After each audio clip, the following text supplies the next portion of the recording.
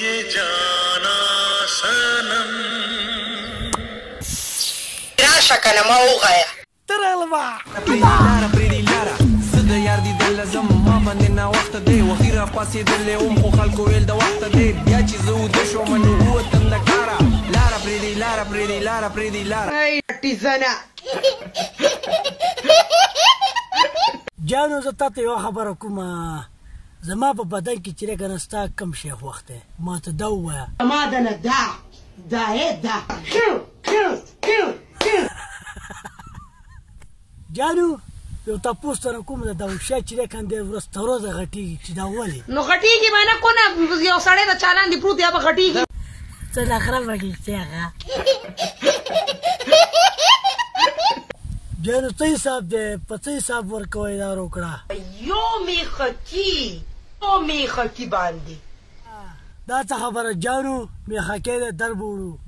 دا څه خبره ده ما چې زه درځم دا ټماټر لاله چې دی به زه در ولم دی هسې هم د کار نه دی دا شپه خو به تاوده یي که نه خو دې پدیم که یو پدیم که ټماټر ته ډېر غټ روانې ښه شعر یې سم ترولې ته دې ته وایي دړه مینه ښه اوس راته دا ووایه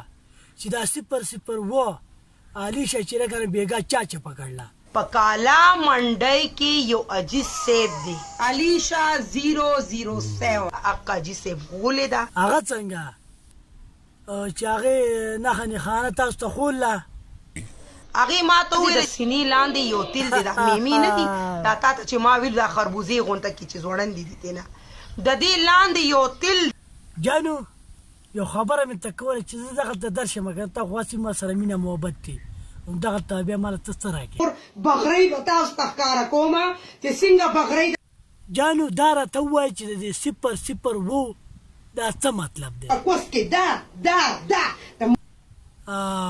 دا سوچ چې دا مام کوو چې یو 0 مخې ته یو شاته او چې دي که نه ټیم چې دي دا پیاړه مې زما سوچ صحیح و ښه زما سوچ صحیح و جانو تا خو زما سره دونه خبرې وکړې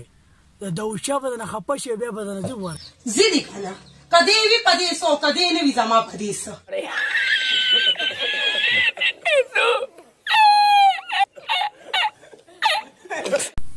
ملګرو بس نن دپاره هم دا پوره وه زموږ چې دی که نه هېڅکله دا مقصد نه دی چې موږ د چا بدنامي وکړو یا د چا بېعزتي وکړو چې داسې خلک راپاڅي او زموږ د پښتنو بېعزتي او زموږ پښتانه شرموي نو موږ به بیا راپاڅو او دوی به بیا موږ شرمو صحیح ده بند که لږه دا شی بند که